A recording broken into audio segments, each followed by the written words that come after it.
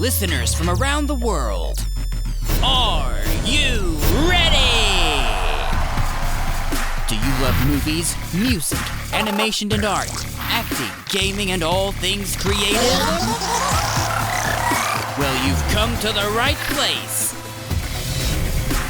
Introducing your host, award-winning writer, director, voiceover artist, and owner of MLA Entertainment, Keiko!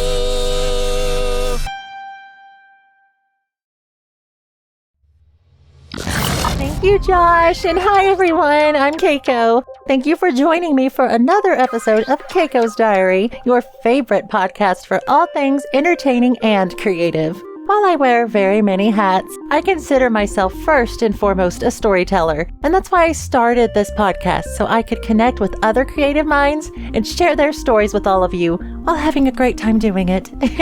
The guest joining us today is a trailblazing CEO and a superstar father, but first... shameless plugging! Hop on over to our YouTube channel, MLA Entertainment, and watch our animated web series, Project Infinity. It's got a voice cast from all over the world, a gripping action sci-fi story, and years of love and hard work poured into it. I wouldn't suggest it if it wasn't worthy of your time, so please go check it out. Also, like, subscribe, and leave your questions and comments to show your support for this podcast and MLA. Now on with the show! Our guest today is a CEO and man of endless talents. He's the loving father of a superstar and the husband of a force of nature. He puts his heart and soul into everything he does and brings people together through his artistry. Everyone, please say hello to the CEO of Imbion.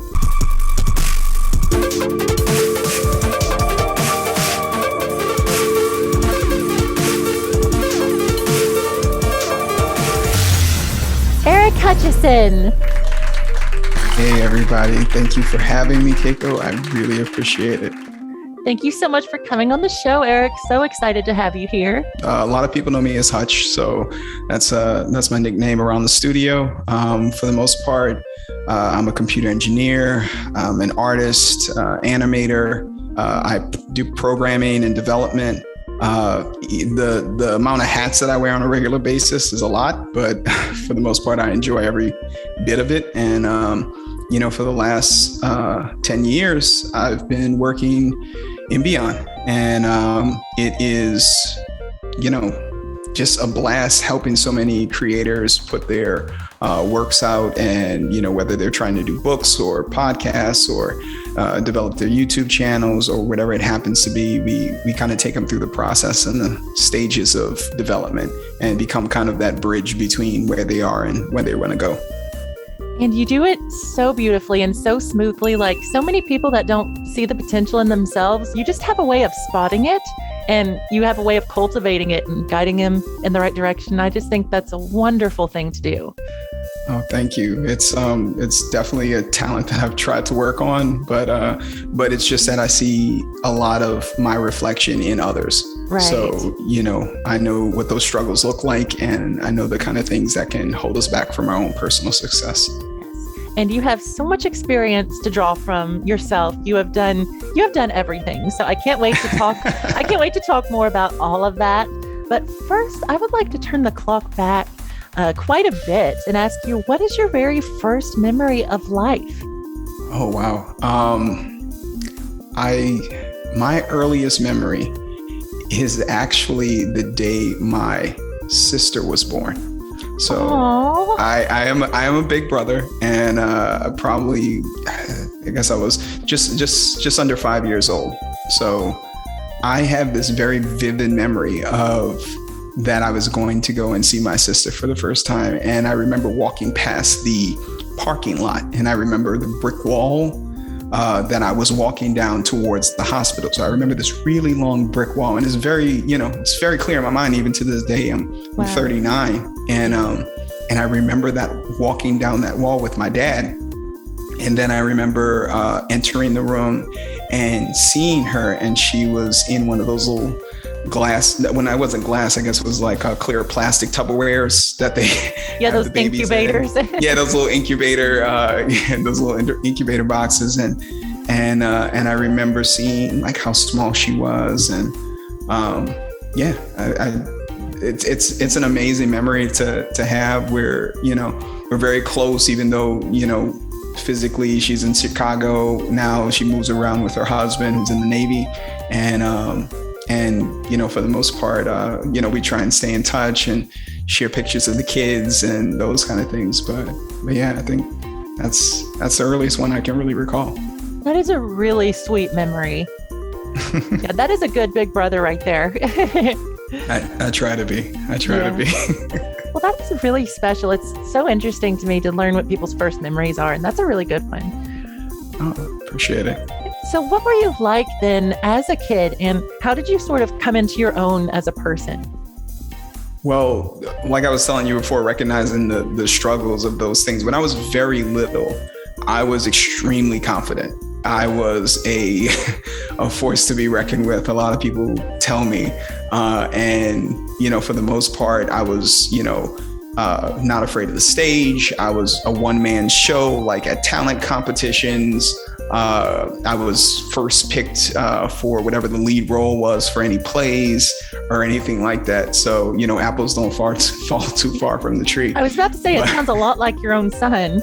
It is in a lot of ways. I mean, obviously he's doing it on a scale I could have never imagined, but still, it probably switched for me maybe when I got into 5th or 6th grade, or just was entering middle school. Yeah. And I started to get into music a little bit, and I got to the point where I could play piano, and I could play it pretty well, and a lot of stuff I could actually play by ear. So that started to develop, and I got into a choir with the middle school that I was in, and but I played piano via keyboard. So I never really learned how to play an actual piano.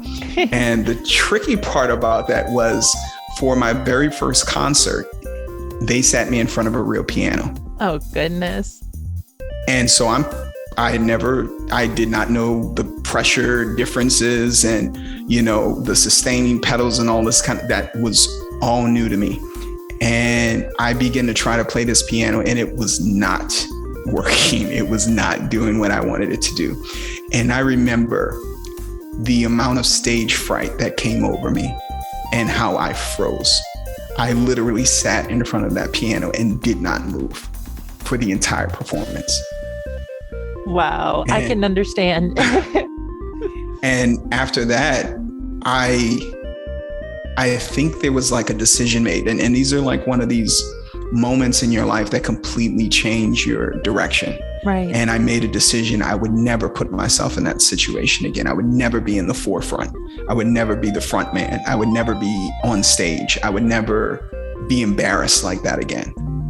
And I made a decision that I was going to be background from then on. I was going to be in the background. I was going to be somebody that nobody really saw until, you know, it was already done. Yeah. And that was, I think that was really one of those turning points. As I got older, I started getting into art and drawing and that kind of stuff. And I really, in high school, got into comics and anime and video games and that kind of stuff really hard. Oh, yeah. And I think that was the next thing. I saw that as something I could do behind closed doors. Nobody has to watch it until I put it out. You know what I mean? Yeah. And then they either like it or they don't, but I don't have to show them the process. And that was the other side of it. You know what I mean? So now you're like trying to do all this stuff, kind of like not letting anybody see it.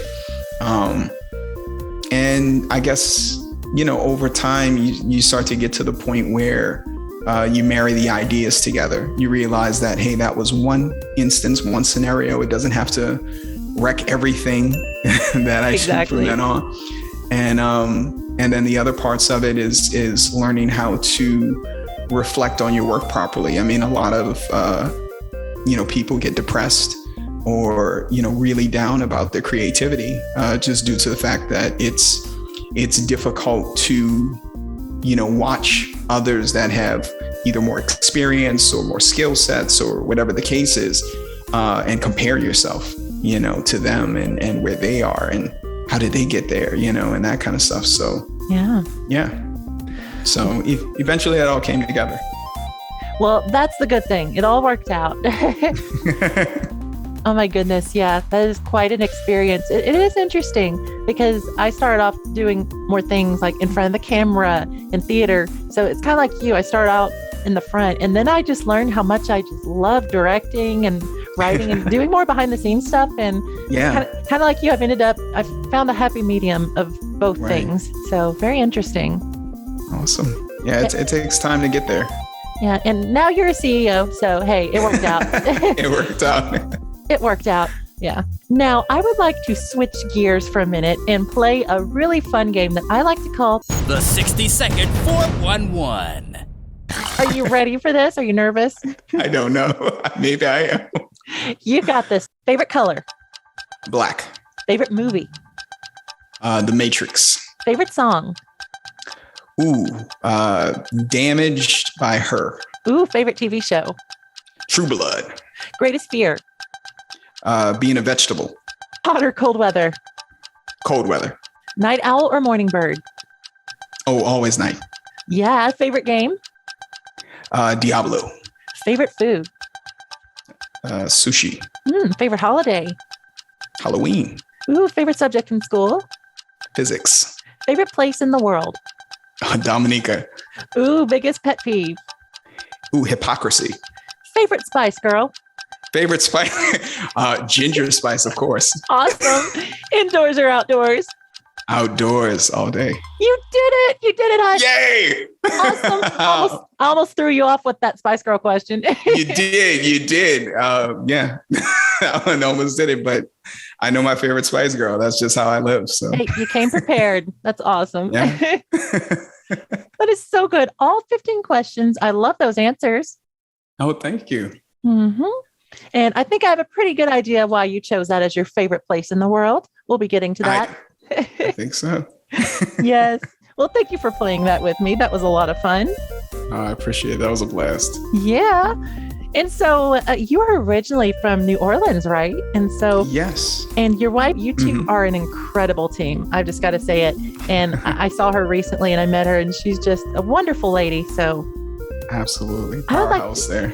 Yeah, for sure. How did you two first meet and when did you decide to move to New York? Oh, wow. You're going to be the first podcast to capture those stories. So congratulations. Oh, yeah. You heard it here first, everyone. This is an exclusive right here.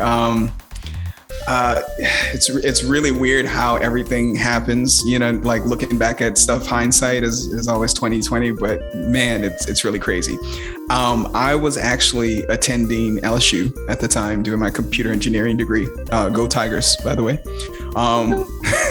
And I was driving home with my cousin, who's a year older than me, and she was driving me back home to New Orleans for the weekend. And I just remember talking to her, and I was like, you know, I think I'm going to be alone forever. I think that everything that I'm experiencing is just going to have me be alone for the rest of my life. And she's like, what are you talking about? She was like, I have friends that like you and this kind of stuff. I said, no, it's not a problem of like finding somebody who likes me.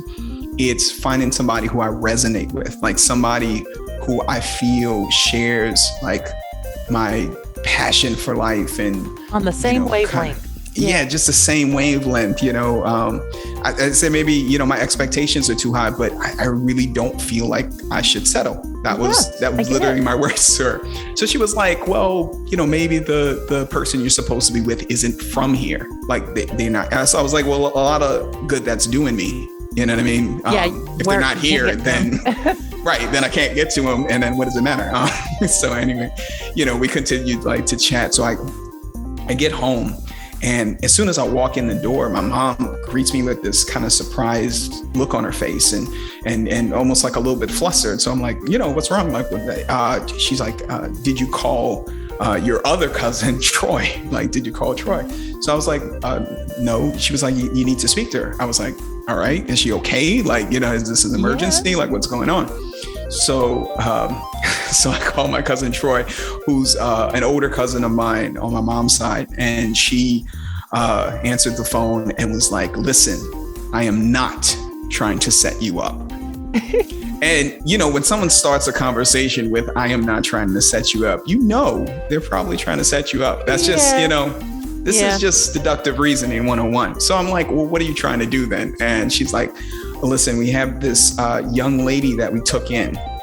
She is from the island of Dominica. She is on a presidential scholarship to go to the University of New Orleans to study environmental science. It's the first scholarship of its kind, and it's, she's really smart. She's doing this incredible stuff.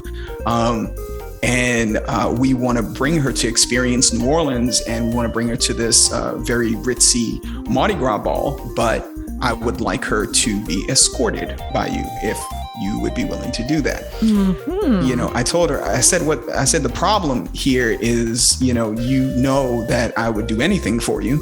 So the fact that you asked the question, you already know the answer.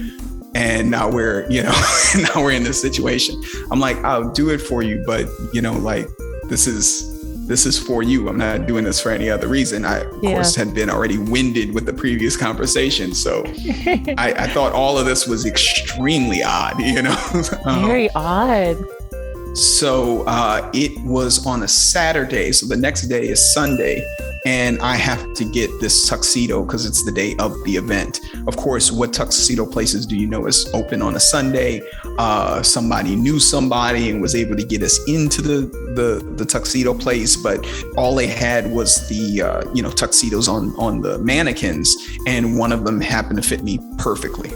As if it was made for me. Did not have to be tailored, didn't have to be anything. So that was fantastic. And then I remember having her call me while I'm in the tuxedo place, my cousin again, and she put Farah on the phone, and Farah began to speak to me, and she spoke to me for a little bit, and I understood nothing she said.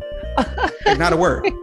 Her accent was so beautiful. It was really lovely because it was this combination of like this Caribbean accent. She had lived in England for about 2 years. So it was like half, part British, part English. It was like this whole mix of stuff. And I understood none of it.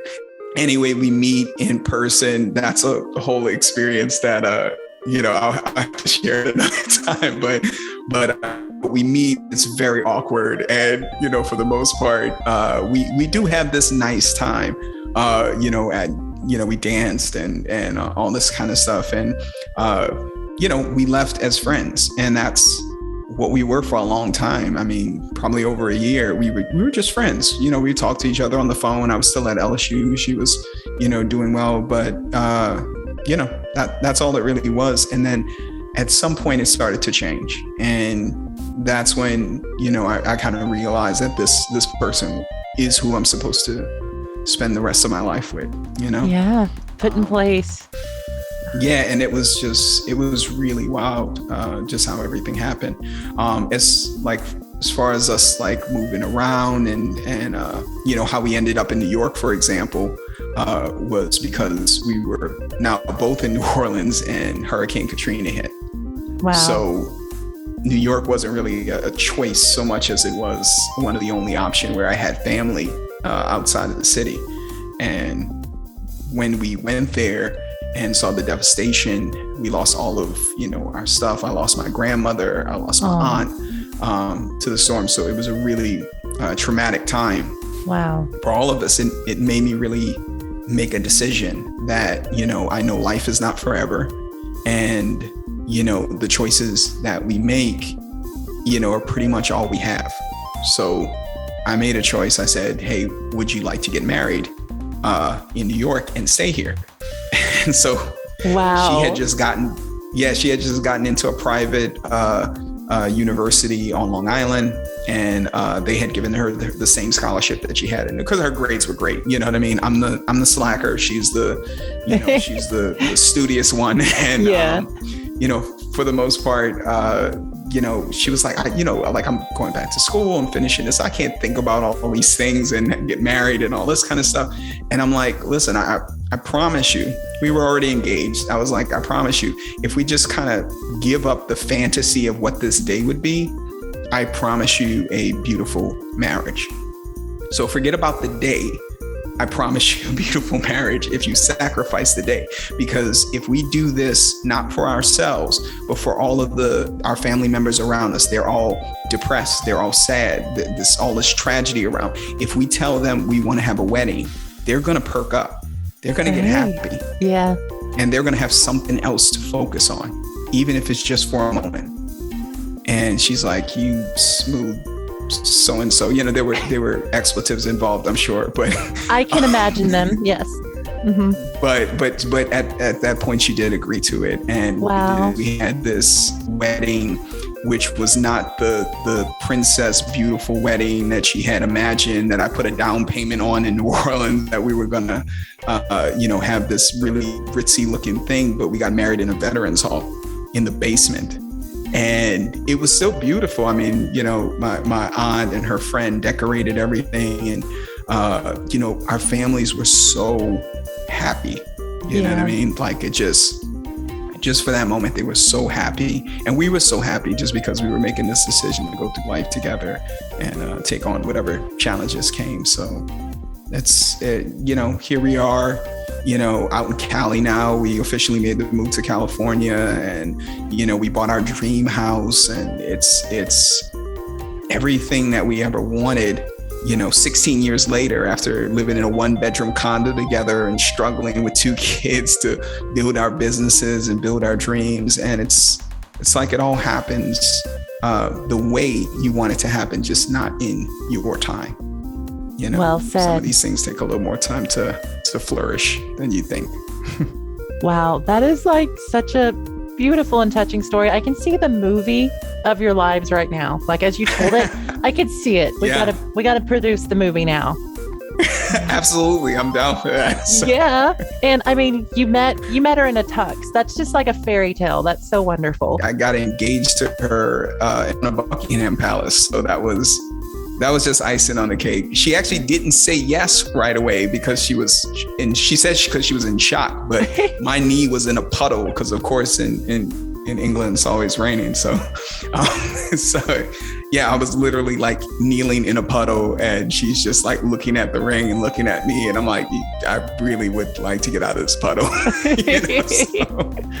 Oh my goodness. But she did say yes. And, but yeah, she's been my princess and my queen, and she's just been a great partner, and she's my warrior. She's my protector half the time. She has this ability to kind of see through people and their intentions, and she's protected me so many times from people that would potentially do me harm just because she can see it. So that's just wonderful. I appreciate her. You make such a wonderful team. You complement each other so well. That's just wonderful.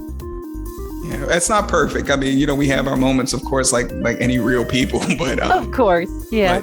But we always work to improve. So our thing is, if we didn't do something right or we didn't communicate in the best way with one another, that we acknowledge it and that we improve it for next time. Yeah. Communication is always key. Absolutely. Yeah, for sure. Well, I would say you're both doing a wonderful job. And now you're a computer engineer and a digital animator. Can we say well-rounded? I mean, I appreciate it. Yeah, so well-rounded. Those are so different. Could you tell us how you became interested in these 2 different crafts? Well, it wasn't necessarily, I guess, like so much like a forced decision. It really was, once again, it's like you get told certain things. So a lot of stuff goes into your head. Right. My dad was an artist, and he is an absolutely stellar wood carver. They do these life-size birds. Him and his dad used to, make these like habitat pieces for pretty big companies, and each feather's made out of wood, and the bird is like in a pose, like it's flying or like it's about to take off or something like that. And these pieces sometimes took a year to make. And even though he was very successful with selling some, they also did, they're known for their decoys, wood decoys. So these are Creole carvers, and they were really known in that industry. They got offers to put their stuff in the Smithsonian, And, it was really amazing stuff. And, when you compare your art to something like that, you go, okay, I don't have the patience for it. Right. And then the other thing is, even though, he was an absolutely amazing artist, the art didn't pay the bills all the time, right. And he had to work construction work. And unfortunately, sometimes he had to go away to work construction work, which was really hard on me and my sister, especially like in our early life, because, we loved him so much. He was a great dad. But we just, we wanted him to be there and not have to go and, sacrifice for us so much. You know what I mean? Yeah. He knew what he was doing, but, us as kids, we just wanted our dad, so. Man. I think it got to the point where, people say starving artists and, artists don't make any money. And you hear these things over and over again in TV and culture and, from people you might respect or care about, family members, friends, whatever. And then eventually it sinks in. And no matter how good I was with my art, I was, in high school, I was voted most creative in my class, which I looking back at it, I'm like, that was a really big honor for them to give me. I didn't even think most of the kids in my class knew me, let alone thought I was creative. And it's just realizing at some point when you don't feel that you're going to be successful, whether that's financially or otherwise in something, you'll give up your gift. Right. My wife didn't know me as an artist. She didn't know me as an animator. She knew me as a computer guy. And it took her seeing me draw one day, and I just doodled, you know what I mean? It wasn't anything major. She's like, "You can draw?" And I remember her being so upset with me. She was so angry. And I was like, why? Like, why are you mad about this? And she's like, if you don't use this, you will lose it. She's like, this seems to be something you really enjoy. This is something. I'm like, I'm just doodling. Like, it's not a big deal. She's like, but look at it. It's freaking amazing. You know what I mean? Like, yeah, do something with this. And she was right. I started to merge the idea of the computer engineering side with it when I started doing animation and graphic design and web design. So there was a little bit of artistry kind of peeking through at different stages in my development. My hardcore engineering was actually because I got an opportunity to get a Microsoft systems engineer certification. And that was really challenging because I was very young. I was 19 years old. Oh my goodness. And I got the opportunity to take one of these. It was like a scholarship program. I think it was through H-1B visa training program that they had for economic development in New Orleans. So, it's an inner city area. They figured, they can invest some money and get some people trained up and hopefully bring some better jobs and opportunities there. So you had to take like some kind of IQ test, and I got, I think, two points away from perfect. And they were like, well, you could take whatever you want. I was like, cool. I was like, what's the most expensive? And they were like, well, they have a Microsoft systems engineer certification program. But and they're looking at me, 19-year-old kid from the Ninth Ward of New Orleans. And they were like, but this is like for professionals. I said, well, I can take it, right? And they're like, well, yeah, but, and I was like, cool, that's the one I want. And I was just like, if I get the most expensive one, then whatever job I get from it, I can pay for all of the cheaper ones. That was my logic, Yeah. And so I was the youngest person in the class. Most of the people were in their 30s, 40s. And I was the only person, from what I was told, to pass all of the exams without failing. And it was not because I don't think it's because I was so smart necessarily. It's just because, I didn't have any other responsibilities, and I set up machines and networks and virtual layouts to play games. So, whether, I mentioned Diablo and we also played StarCraft and a lot of the early Blizzard games back in the day. We were doing a lot of esports before esports was a thing. And I could network those computers together and use, different administrative privileges and that kind of stuff to keep them secure. And I did that. So it was very easy for me to remember what I was doing, because I was setting it up for my entertainment purposes, not, for a job or for something that I didn't like or, even hated. But yeah, I'm glad I have all those skills, getting to do development and programming is pretty much what saved me when I went to New York, because between the engineering certification and my ability to do development work, I was able to get a job as an instructor. And I worked for an IT training company that had millions and millions of different franchises around the world. And they they hired me full time after the first class. Oh my goodness, that is crazy. Something. Yeah, it was really nuts. And so I went through a whole lifer career, like in about 3 years. I got leveled up from applications instructor to what did they have? It was like technical instructor, and then it was like senior technical instructor. And then they moved me into management. I was the sales manager for a while. I took on general manager capabilities. I increased their revenue from about I think it was like 2.4 million for just the Long Island franchise to about 4.1 million in less than a year. Insanity. I had a great senior sales team, and they are the ones who put me into that position because they used to take me out to the jobs, and they knew that I would not upsell unless I thought it was absolutely necessary, which wasn't their favorite thing all the time, but I was always honest with the client. And I let them know, hey, you don't need this, or this is what you would probably want to look at instead of, what you're looking at now.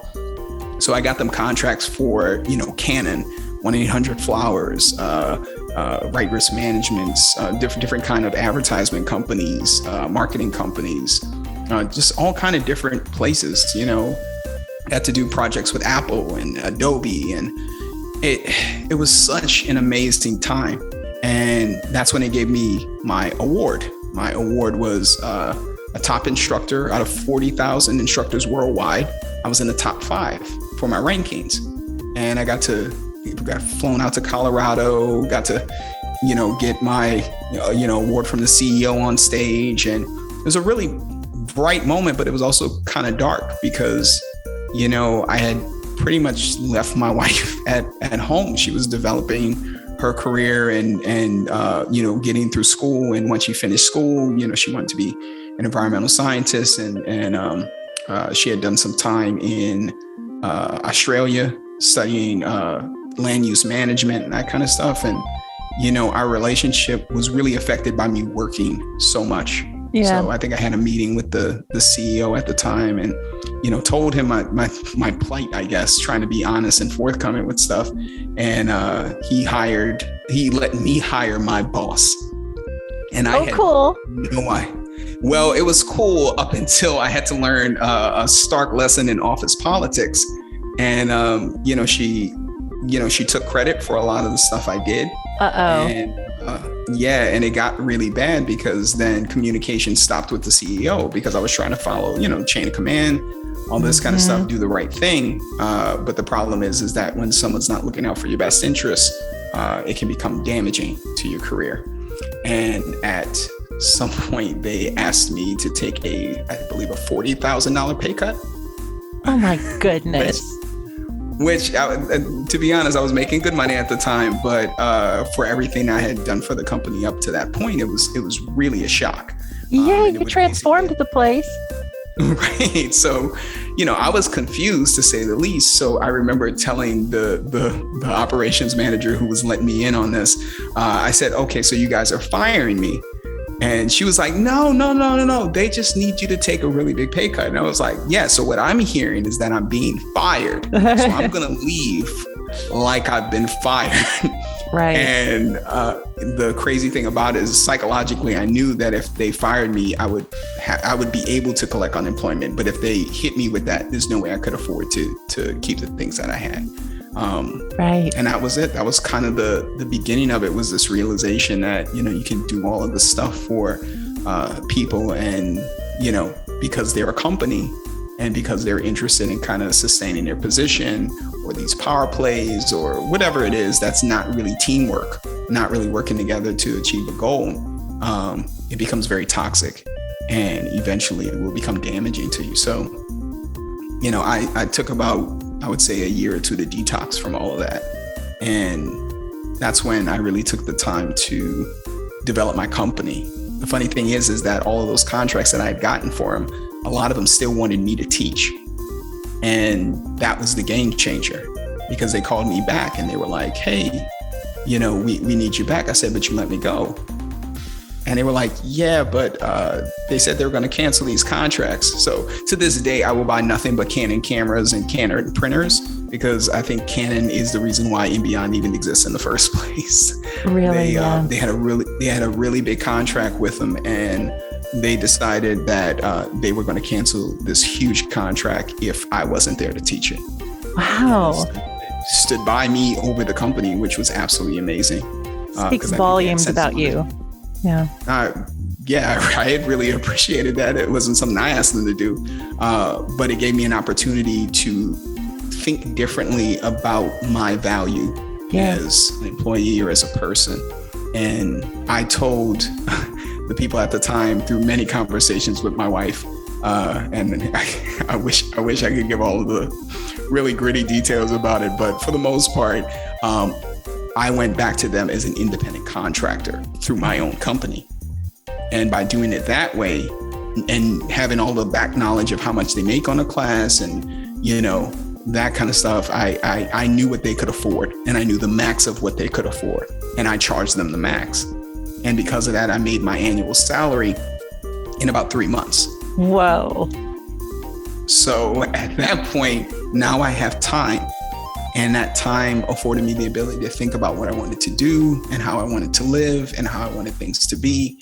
And from there, I got to spend a lot of time helping my wife develop her company, which is absolutely amazing. She went through all different kind of life cycles of, different businesses, challenges with different kind of structures. She did organic teas and seasonings for a while in her company, which we got into Whole Foods. We had it in the entire Eastern region. And we were doing absolutely incredible until my son decided that he was going to be an actor. And when that happened, even though we were doing this amazing stuff, it kind of dawned on us over the few years that we were trying to do both, that you have to pick. You have to pick. Right. And she couldn't do a product-based company and travel around with him doing acting. It just couldn't be done, and we were traveling as a pack, we run as a pack. Nobody goes out alone, we're all doing it as a team. And we just had to decide certain things. So we took actually a financial hit going for this whole acting thing. And we didn't know how long it was going to be for or what it was going to do. But, we knew it was something he wanted to do. And that kind of made all the difference for us. So. And that says so much about you as parents. And, looking back over your entire journey, one of the main things I take away from it is just your ability to adapt. And I think that's so important. Your adaptability is a big testament to your success. Yeah. It's survival. I mean, I grew up in a family that really loved each other. And, but we grew up in a really rough part of the city for the most part. I've had, and I'm going to be honest with you, I've had people shot in front of my door. I've had, different types of drug houses, next door, across the street. This kind of stuff was real to me, but at the same time, like, I was so protected in our little world. And I remember, my dad telling me, he was like, this is our world. When you come in through that door, the rules are different in here. How we speak to one another, how we act is different from outside.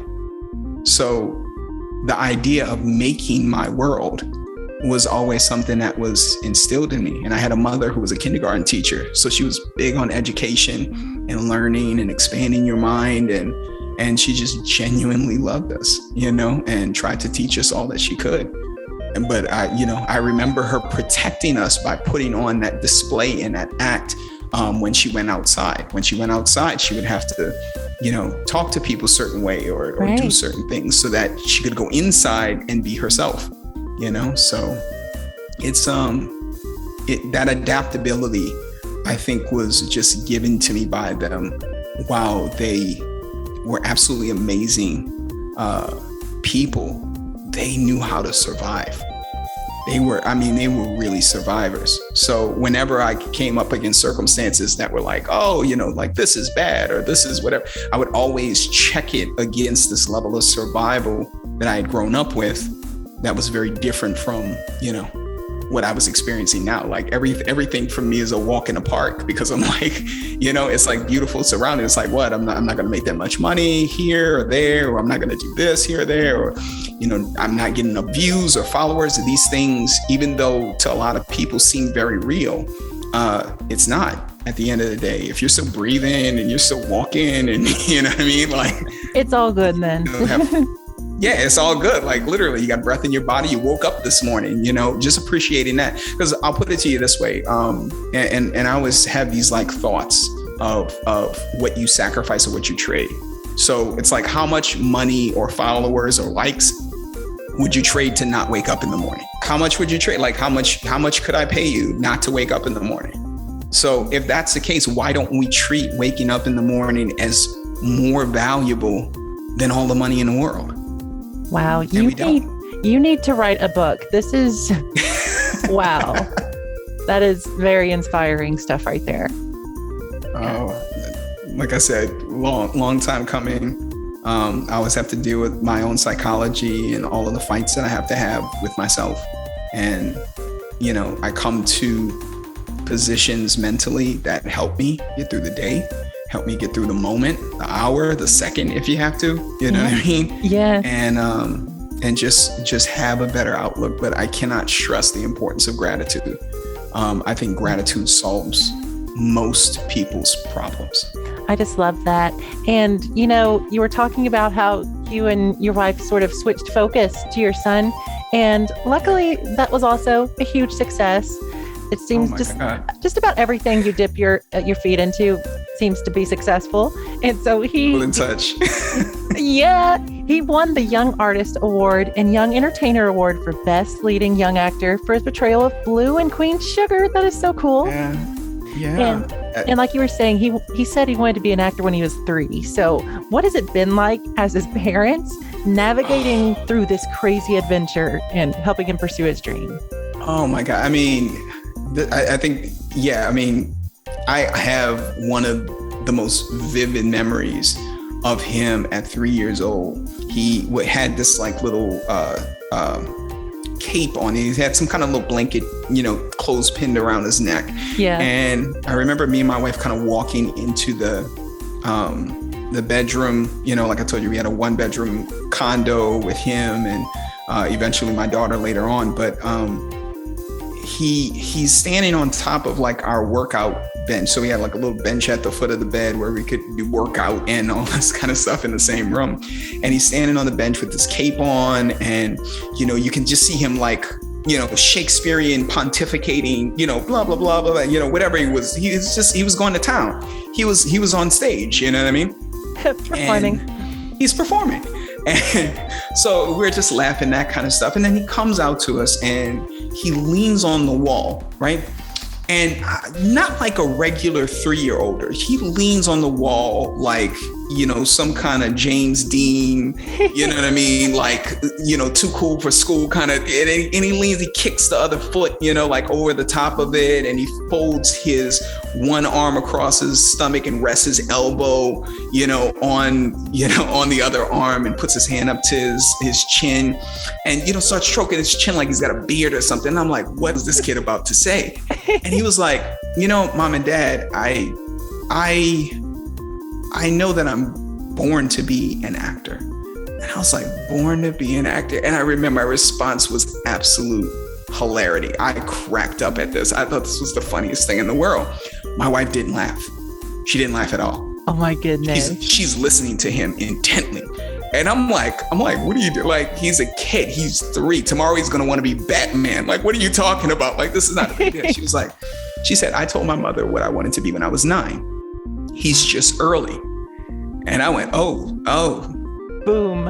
Okay. Wow. Yeah. I'm like, oh, okay. All right. Well, how you know that, buddy? And we had this conversation about it and all this kind of stuff. We're like, cool. Okay. You want to go to acting classes? We can put you in like a theater. He was like, oh, I would love that. And he went to this theater and he just loved it. He went there, he performed, he sang, he danced, he did all this kind of stuff really young. And, we have video of him at the little plays, and he was in like a little production of Elf, and he played one of the little elves, like it was so adorable. Right. And I was like, oh, this is really cute. I was like, great. I have a thespian, you know what I mean? So this is going to be fantastic, and we're going to have fun with it.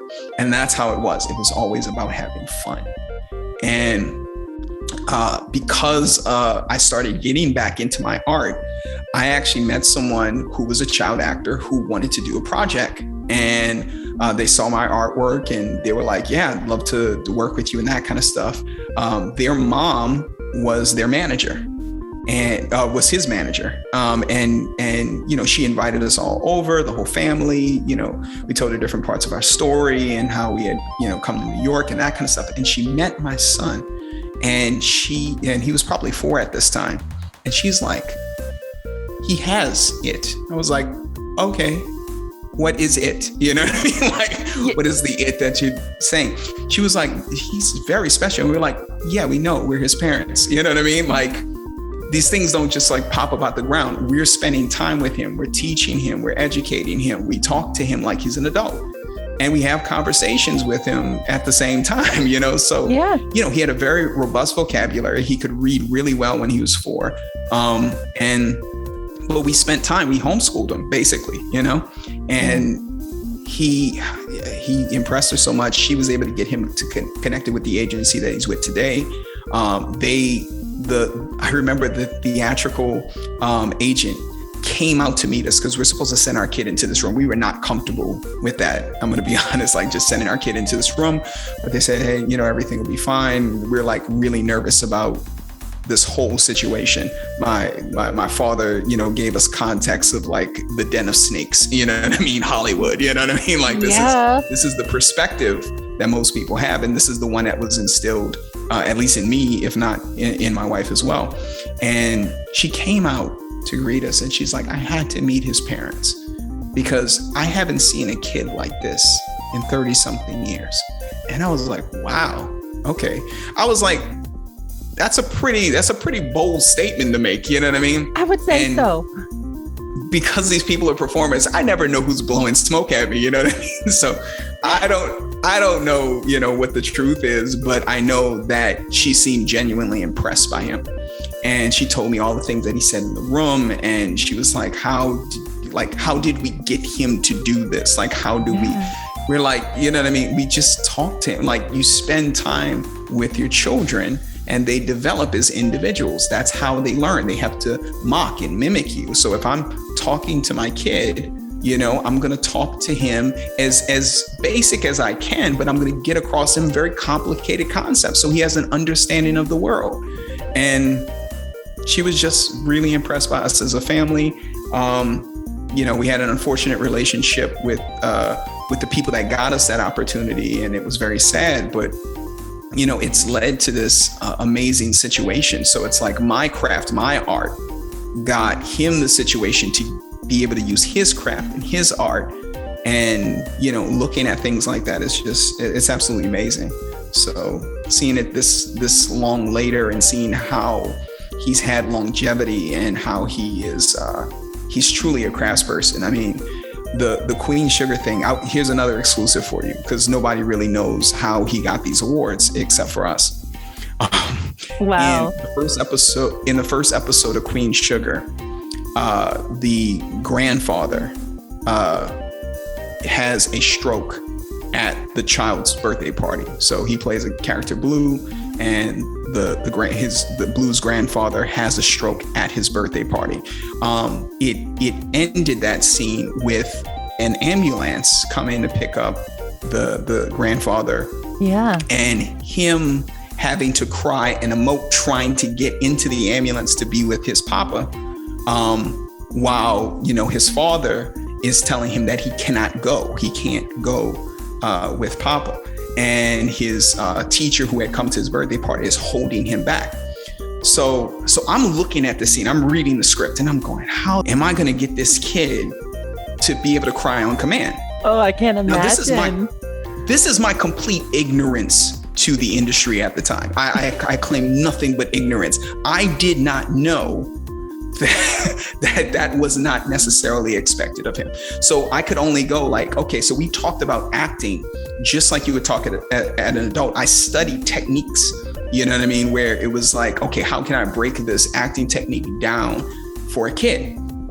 And so we started to actually go through, and we would make all kind of metaphors and things, like making an emotion cake and how we're going to put different types of icing on it and sprinkles and this kind of stuff, and making it fun for him visually, but at the same time giving him the understanding of complicated emoting in acting, which was really crazy. Like, I look back and I was like, we were nuts as parents because it was like we just only know how to give our all. You know what I mean? And sure. so we showed up on the set, right? And I had been practicing with him, and he calls my dad Papa, which I thought was perfect.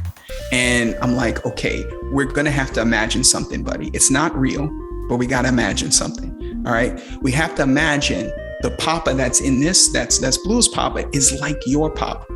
And you have to imagine that something was happening to your Papa, and that would make us both really sad. And I found this thing about reflecting. So I'm like, if I can emotionally get there, then he can emotionally get there, right? Because he'll follow me to that realism.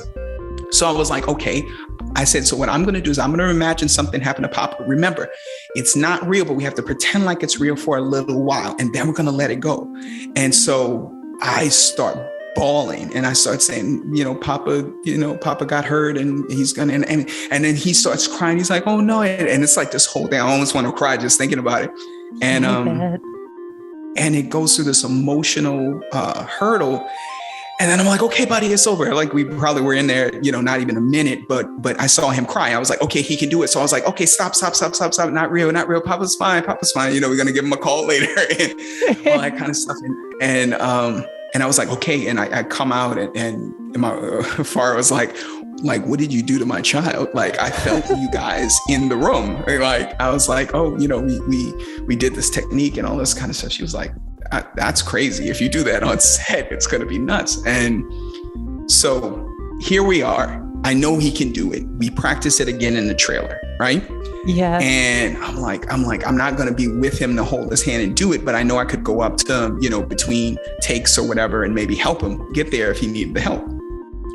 So anyway, we start to walk on set, and this is maybe the second time or third time that we're working with Ava DuVernay, who's the director for that first episode. And she looks at him and she goes, oh no, what's wrong with my baby? Literally the words out of her mouth. And I'm looking at her confused because I'm like, he's in character? Is right? That's what he's supposed to do. Is there a problem? Like, did I do something wrong? She was like, he's really gonna do this? Her face is burned into my memory because at that point, I don't know whether to be embarrassed. I don't know whether I've completely done something terrible or it's like, what have I done to my child? Right. What have I done to my child? I made him think about all these terrible things and here we go. So she's like, he's really gonna do this. So she perks up and she's like, can you tell him to save this? And she's moving her hand like around his head, like if she could put like Tupperware around it and like save it for later. And she's like, can he save it? And I'm like, yeah, I mean, yeah, sure. Like whatever you need. She was like, cause this is rehearsal. And I was like, okay, rehearsal don't need to go 100. I'm making all these markers in the back of my head. And so he does the rehearsal, and he comes out of it. And when he came out of rehearsal, she comes up to us. She's like, I think he's really going to give this to me. Do you think I should do his close-ups or his wides? Now, at this point, I know enough about cameras to know what she's talking about, but I'm like, Ava, you're the director. Like whatever you need him to do, we'll do our best to, facilitate that. Like we'll do our best to make it happen. She's like, I'm going to do his close-ups. I was like, cool, let's go. Whatever that means. Like, let's have it happen. Yeah. And let's go for it. So he starts that scene. And when I tell you, he just he is a ramping up actor. I didn't know what that was at the time, but he gets better and better as he goes deeper and deeper into the character. And by the end of it, there was not a dry eye on the set. Everybody's in tears. They can't take it. Like, he kills the scene. Wow. And I remember the two people that I was really big fans of. I had mentioned it in our 60 second, but I was a big fan of True Blood. Yeah. And Rutina Wesley, who's also in Queen Sugar, I was a huge fan of. But the other person I was a huge fan of was Tina Lifford. We actually, me and Farah used to watch Parenthood, and she was on that show. And so we were a huge fan of hers. And she was around the scene, but she wasn't in the main part of the scene. So she comes out of the house after and gets into the ambulance and that kind of stuff. And she came out of the house and she went to the script supervisor and asked them or the DP, and asked them, she was like, can you play back what he did? She's like, I felt him in the house. Crazy. And she watched it, and I'm watching her watch him, right? So I'm a fan of, as an actor, watching my son, who is at this point a real actor, because there was no more questions in my mind that this kid was born to do this, right? All before it was like, yeah, he's a cute, smart kid, so he can act. But now it was, no, he is a professional actor. And it all changed in that moment. And she watched it. She's like, that is remarkable. And she walked away, and she looked at me, and she just put her hand on my shoulder. And she's like, I hope you're ready. And I'm like, what? Yeah. You're like, what does that mean? What does that mean? But yeah, they had fake tears for him ready in the hair and makeup department. They didn't expect any of that. And so once we did that, everything else was easy,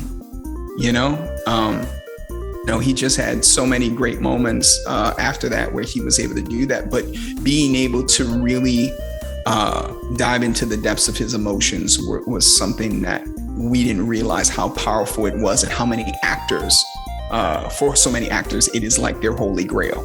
You know what I mean? Mm-hmm. And he was given it due to having, two formidable parents that are not intimidated by much. We were like, we're going to tackle this. We're going to figure out how to do this. But it was also our ignorance of not knowing that there were easier ways, or, we just didn't know any better. And from that, we didn't have to. So yeah, he won the Young Art. He was nominated consistently every single year for Young Artist and Young Entertainer Award. He would win like every other year. They got to give it to other kids at some point. You know exactly. What I mean? Yeah, but they always honored him with a nomination, which is really great. But what was really huge is when he got his NAACP as well as his BET nominations, because, being part of that culture and having them feel represented, is a major thing. So, there's little kids that look like my son that now see themselves in a great actor, in an experienced role, and that kind of stuff. So it's very important that, everybody get to see themselves in some fashion or another, doing, amazing things. So it's incredible. Yes. And he's very clearly your son and your wife's son. I mean, you could just tell he absorbed everything like a sponge that you taught him. And the world better get ready, because I think the biggest is yet to come. I'm so excited. Well, he's got 2 projects coming out December of this year. He is in his first feature film. Oh, exciting. Which is The Tragedy of Macbeth. It is a film directed by Joel Coen, the Coen brothers. And it stars Denzel Washington as Macbeth and Frances McDormand as Lady Macbeth. This is a collection of actors. All of the people in this are absolutely stellar, and they have basically made a version of Macbeth that will be remembered for a very long time. And oh my goodness! To be part of that, and here he is doing it in real Shakespearean language. He had to learn Shakespeare, which was funny because he's really into Minecraft. So I related all Shakespeare to Minecraft, and he got it right away. Like, you have to know what your kid is into and relate things to them the way they can understand it. And Shakespearean language is not easy for a lot of people to get. And you know, they didn't do like a modern twist on it or have it updated for the times. This is classic, the real deal, stagecraft. Yeah, the real deal, full gung on it. And then he got his first, I would say, child appropriate project, which is he is in The Secrets of Sulphur Springs for the second season on Disney Plus and Disney Channel. Oh, so cool. Which is fantastic because it's not like a sitcom, you know, type thing. This is a like a mystery, and it has, you know, ghosts and time travel and all kind of really cool stuff for kids. But it's an amazing show. It's really well written, and he gets to play a very, very interesting character this year. So that's great. That's great. Yeah, that's great. He gets to do something a little lighter at the same time, but it's intelligent. Yeah. So sounds perfect for him. Thank you. But yeah, we're really proud of him, and you know, with all the stuff that goes on, we just feel really, you know, blessed and fortunate to be able to, you know, be at the stage where, you know, he can accomplish his dreams. And you know, we've told him, like, buddy, when this isn't fun anymore and you're not having a good time, you let us know, and you know, we'll go do something else. So he really has stuck with this acting thing, and he's really into fencing, and that's his other, you know, side, is he gets to be physical when he's doing his fencing. He's actually at his fencing class right now. And you know, to have a physical side of you and have a, you know, kind of mental, cerebral side, a creative side, you know, analytical side, we think all those things are important, you know, as far as developing your mind in the full way, just like you asked me earlier with the, you know, being an artist and being an engineer, like how do you marry those? I think that's what really develops our brain, you know, is when we can expand into those different areas and kind of feel them out, you know. Oh, fantastic. He just sounds like a prodigy. He's fencing one day. He's going to win an Oscar. He's going to be president. He's going to be an astronaut. He'll do it all one day. He does. I would not be surprised. I'll put it that way. Yes. Well, we will all look forward to seeing what's to come with that. Now, why don't we switch gears once again and play Truth or Dare? Truth or Dare, Hutch? It's going to be truth. Truth. All right. Is there something surprising about you that people may not know? Oh, God.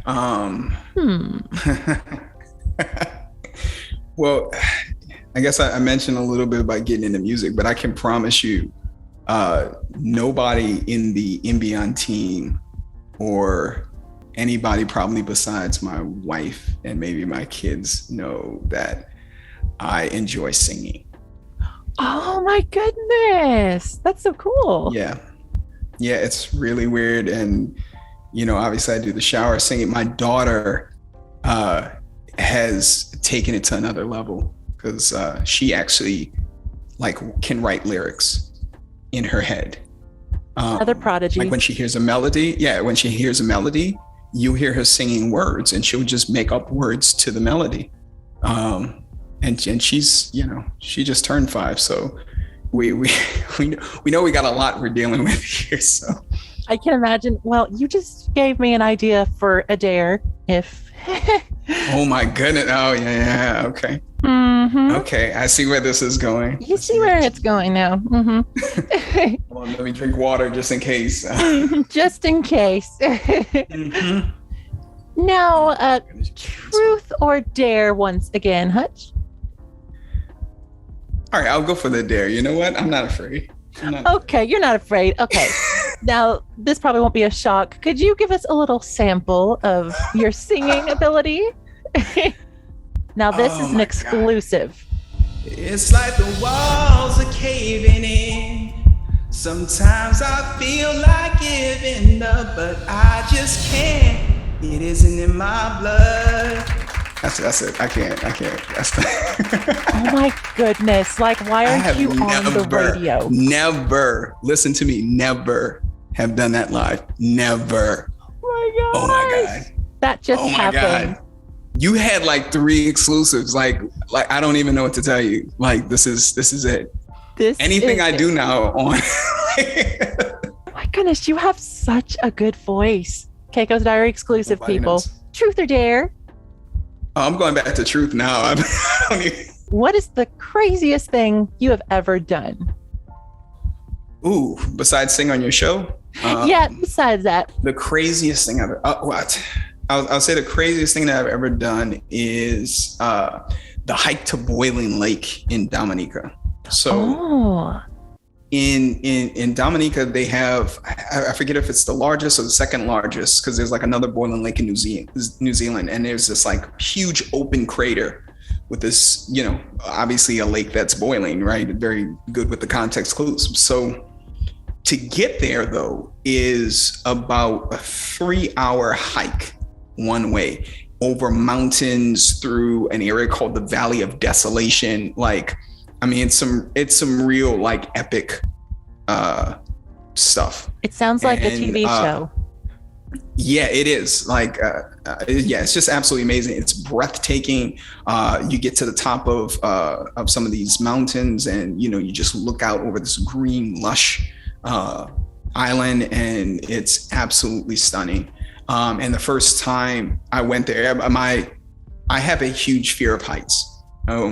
And it's not really the heights that are the problem. It's the imaginative nature of falling that I seem to possess. I feel you. I feel you there. Mm-hmm. Yeah, you feel me on that. All right. So, you know, one of the weird things was like, you know, climbing on mountains, and my wife is fearless, you know what I mean? Which is why we're together. She has no fear.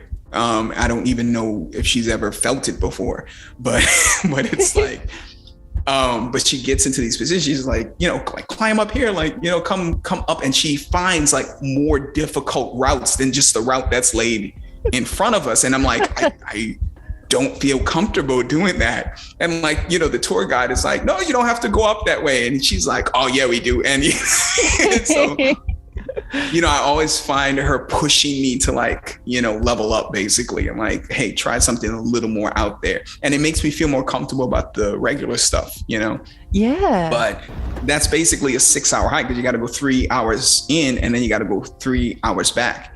And, you know, if you are not in shape, and this is, like I said, up and down hills. I mean, they have like, you know, like these, you know, pounded in steps for some of it, but you're talking about miles of up and down. Your legs are beyond fatigued. They are completely worn by the end of this. And the only saving grace is that on the way there, probably about, you know, maybe like 75% in or 80% in, there are these sulfur plunge pools that are warm, because they're heated by the same, you know, seismic activity and not seismic activity, but like volcanic, you know, activity that's underneath. So it's being warmed, and you get into these pools and they are totally rejuvenating. So I find myself, you know, wanting to just get to the pools. So I've been there about 3 or 4 times now. And actually, I think Ava's been there. One of the kids has been there in Forrest's tummy. She went there. She was pregnant and didn't know yet. And so one of the babies have actually been to the Boiling Lake, and they don't even know. But yeah, it was it was crazy, because like I look back at it and I go, you know, me before meeting her would have never done that. You know, forget about it. You know, go take a long walk off a short pier before I do something like that. It's just not, you know. I get you. So there it is. Very cool. Yeah. If you're not in shape on your way in, you will be on your way out. Yeah. You will be in A shape. It may be a pretzel, but you know, it'll be something. A shape. I love that. Awesome. And last question, truth or dare? I'm playing it safe. Truth. What is your guilty pleasure? My wife knows this. It's TikTok. TikTok? I spend way too much freaking time on TikTok. My son makes fun of me for the amount of time, because because I'm all about like this either inspirational stuff or education about marketing or, learning. I don't do it for the dance stuff yet, but I mean, it's we're just working on time. it. Yeah, we're working on it. I do know how to floss and, a couple of things, but for the most part, it's just, I find it as a great resource of information. And it's very clean and clear information, unlike what I find on a lot of other systems. So I find I can get like a lot of information really quick, really to the point, because the videos are shorter. And I just find I walk away with it for much more. The problem is that I have to set up a structured time to do it, because if I don't, I'll look up and I'm like, I fell in a rabbit hole again. And, all of a sudden it's an hour, 2 hours later, and, I'm still looking at the screen, and that's the kind of guilty part I'll put on it. So yeah, I'll say TikTok. Time flies when you're having fun. Now, I have to talk to you about Inbion. You're the CEO of this incredible company, and I met you through Imbion Con, the con for creatives. Mm-hmm. And it's one of the most beautiful examples to me of your passion for uniting creators of all walks of life and shining a spotlight on them. So could you tell the fans more about what you do at Imbion? Sure. I always look at it like a bridge or incubator. That's like the two things that I know I akin to with how I want creatives to be able to think about their work, or how they can tackle the challenges of being creative. Because, like I mentioned before in some of my stories about, my past and history and experience, especially when it came to creativity or through some kind of self-expression, I think one of the biggest things is just having the right perception and mindset for it, or even having gratitude for it. So, what I wanted to do with Imbion is to just simply make things fun again. Like not worry about, how much money it's making or how many things it's pulling in. We'll do all of that. That's like, I look at things like cause and effect. You know what I mean? Yeah. If we make a great story and, we put our all into it and, it has this kind of stuff, the idea is that money will be the effect. And you have to go through understanding marketing yourself, understanding putting yourself out there, taking risks with those kind of things. And as you learn, you will adapt and, basically survive in an industry that can be pretty daunting for a lot of people. What I always wanted people to understand, if you take a creative endeavor on, it's kind of like bringing, a baby, it is. Into existence, because it becomes something you become emotionally attached to. And the challenge with having that is that, as it grows and as it forms, the emotional bond usually grows as well. But the unfortunate thing is that a lot of people don't treat their creative babies the best. Like they don't really care for them a lot of times the way they should. That is deep. And so, yeah, it's like this weird perception where it's like, am I treating my creative baby well? And all of a sudden, when you start looking at it like that, from almost like you were given this thing as a parent, to facilitate it and to feed it and to help it grow and help it mature. If you're not doing that, then are you stifling it? Are you stifling its growth? Are you hindering it in some way? And that basically means you're not being a good parent to it. So I want creators to look at their projects as a beautiful experience, as something that's fun, as something that they can escape into and enjoy with, I always have that thought of being surrounded by all of the unfinished products or projects, on your deathbed. Oh God. They're like, why, why didn't you put us out? Why didn't you, do this kind of thing? Why did you fail us? Why did you fail us? And that's like the haunting, you know what I mean? That's like your own Christmas Carol version of, ghosts of past and that kind of stuff. And it's just we're all tapped into the same general source. And I learned that sometimes the hard way, just because of the amount of time it might take me to really facilitate an idea through to fruition. So helping people with that process is all what I'm about. I want to make sure that once you have an idea, and we've helped people put out and publish children's books, comics, graphic novels, do animations. We've helped some musicians with getting their, labels done and their cover artwork done and that kind of stuff. We're working with people with some cryptocurrency and some NFT stuff. We do like so many different things where we basically consider ourselves multi-potentialites.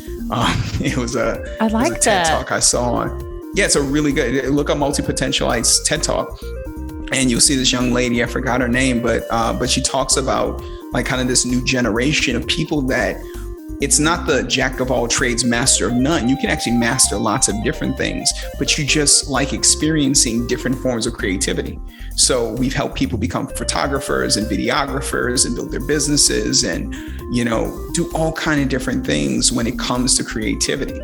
And what we found was that we have our studio side where, we can facilitate people with equipment, cameras, microphones, computers, whatever they really need to be able to do their project. And then once they have those tools, can they implement, you know what I mean? So helping them with scheduling or just keeping a community around them that it gives them feedback and can kind of keep the motivation juices flowing so that it doesn't become stagnant or you don't feel like you're alone when trying to do it. And so the Imbion Studios is kind of the main part of our company. We are bringing out this year services. We've been doing all these services internally. So it's basically been only community focused, but we're going to put it out what we actually do and open those services up to others later this year, which is going to be one. We've made a couple of connections and contacts and potential partnerships with companies that will also help that process. So whether that's getting you out on Amazon publishing or getting you out on independent platforms, we'll facilitate those things and teach you how to actually do it. Besides the main studio itself, which has, like our productions and our services, we have Imbion Con, which is a con for creatives, just like you said, because I wanted a fun place where we were the main attraction. I have no quorums or issues with bigger companies, but I feel the future is in independent development. That's my own personal, goal mindset, because I think there's a lot of, for a lack of a better term, middlemen between the creator of something and the success of it.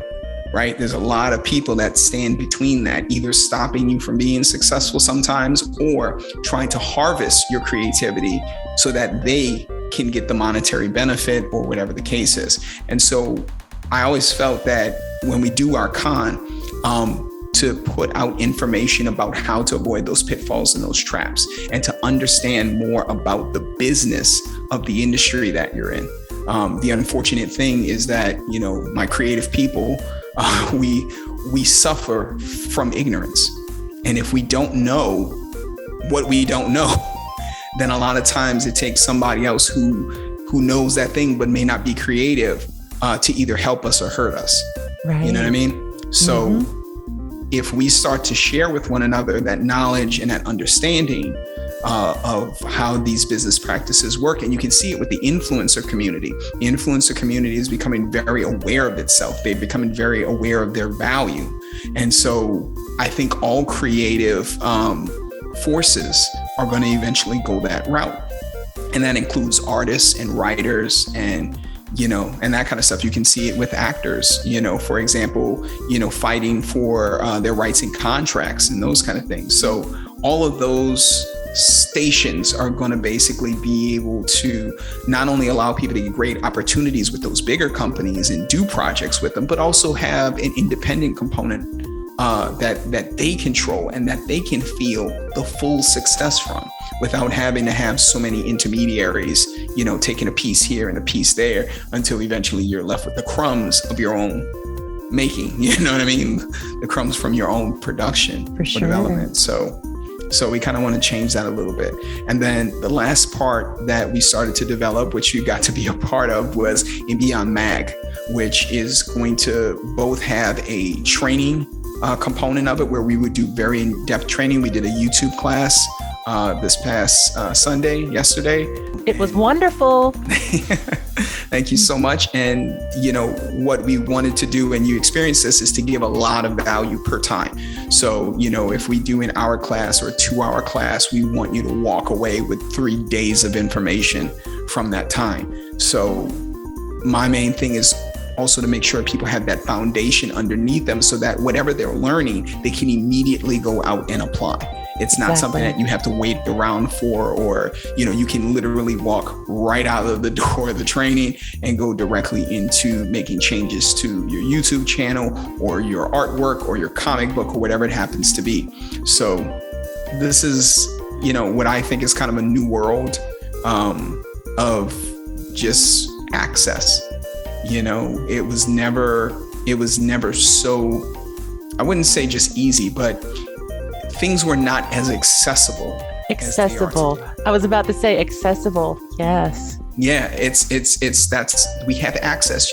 Every single person that's listening to your show, every single person that's out there that wants to do something creative has access to the entire world at their fingertips. That's never happened before. And so if we don't start to utilize the power in and of ourselves to be able to kind of allow that creativity to flow through, to not be scared, to not be intimidated, to not feel like, we're not good enough to do it, then, that's going to be the next steps that we need to take. We need to get to a place where we understand that our creativity has value and we're really ready to have, all of the success and all of the different opportunities that come from it handled by our mentality and our perception so that, it becomes something good for the world. Yes. I just love that. The way you just cultivate talent and give people information that, just from your own experiences, you're able to just put it in their hands and save them some of the tears. I love that. Heartache. Yes, it's a lot of heartache out there, but like I said, if we share that information, it'll help everybody to kind of get to where they need to be, not only faster, but like I said, with that gratitude, with that appreciation and that perception to be able to handle the success that comes. Now, Hutch, you've got so much going on. It must be impossible to really answer this question, but what are your current goals, and where do you see yourself 10 years from now? As far as current goals are concerned, I really just want to expand what I've been doing on a very local level to national and then to global. That I think is something currently that we can do in a way that we couldn't do it before. So for instance, Imbion Con used to be a physical event before COVID. And with it being a physical event, I think we peaked out at about 2,500 people, so we had a good attendance. We partnered with Hofstra University on Long Island, and we were able to have a really good creator focused show. And like I said, it was growing. It was doubling every year.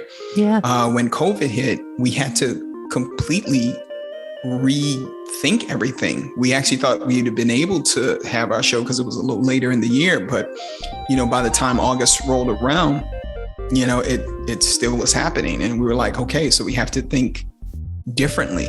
Adapt. And that took us, and adapt. Once again, we have to survive. And our idea was to make it a virtual show. And by making it a virtual show, we were connecting with people all around the world. The last Inbeon Con had a 20,000 reach across social media and the website and all the different places, which was absolutely amazing.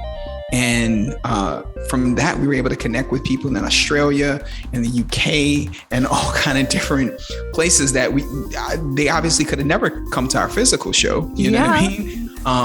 But they can now come to our virtual show. So we are really looking to grow that component of what we're doing and make sure that people understand how close everything is. We look forward to being a part of the metaverse when that happens. And if you're not familiar with it, go look up the metaverse. But for the most part, it's some good stuff, but we want to be part of what the future is. So, Imbion is going to take all of those creative components and bring it forward into the future.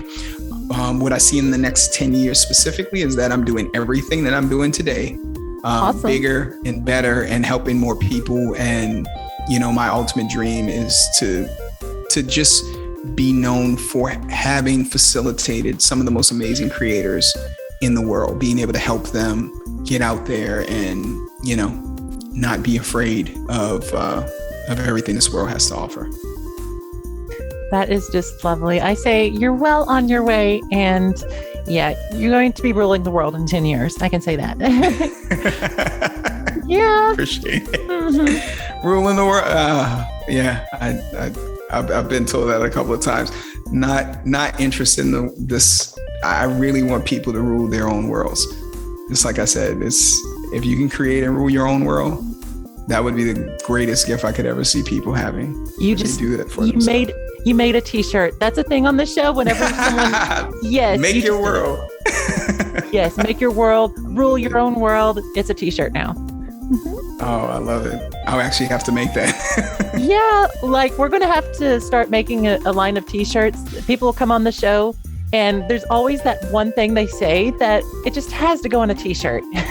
Before we go, could you tell the fans what they can look forward to from you and the best places they can keep up with all the exciting things you're working on? Well, you can pretty much follow the main company and everything it's doing on Imbion and Imbion Con at pretty much every platform you can imagine. We are just getting into TikTok, my guilty pleasure. So I'm very happy to hopefully getting started on trying to facilitate that. What we're going to do on each platform, whether it's Twitter, IG, Instagram, or YouTube, is trying to put unique content on each of them. So none of it is going to be duplicated.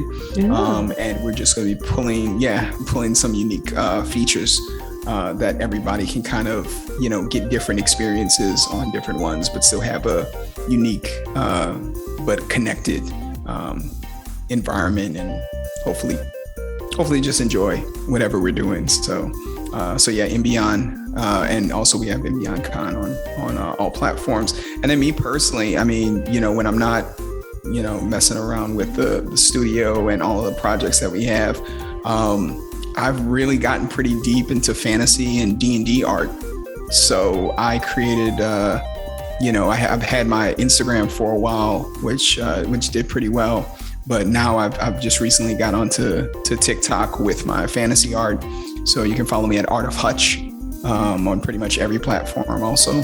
I look forward to growing that and doing that kind of stuff, because that is one of my other guilty pleasures. So much fun. Everyone go check it out and follow everything he's doing. It's so exciting. And I'm looking forward to your first studio album. Just saying. I look forward to that as well. I really want to be able, hopefully at some point, to voice and produce some podcasts and radio dramas. Yes, and that kind of stuff with some of the team members. So I'm very excited. We've done a D&D podcast, which was our first one. We're going to hit our 50th episode, and I'm in the mix with that as well. So it's been a crazy ride. Our DM Thomas LaPierre has been just absolutely fantastic in his storytelling ability and keeping up with our chaotic, deranged, and sometimes unpredictable behaviors. So it's been a blast, and I look forward to people being able to grow that component as well. So much fun, so many fun things. Just thank you for joining me, Hutch. It's been so much fun, and I would like to thank our listeners for their love and support. And again, Hutch, for joining us. It's really been a pleasure. I am Eric Hutchison, the CEO of Imbion, and for MLA Entertainment, check out our original web series, Project Infinity. And as always, keep being creative. Keep being creative. You heard it here, everyone. Thank you for listening to Keiko's Diary. If you enjoyed this episode, be sure to like, subscribe, and hit that notification bell. We would love to hear from you. Write questions and comments to show your support and share this podcast with your friends. We'll be back with another exciting episode before you know it. In the meantime, keep being creative.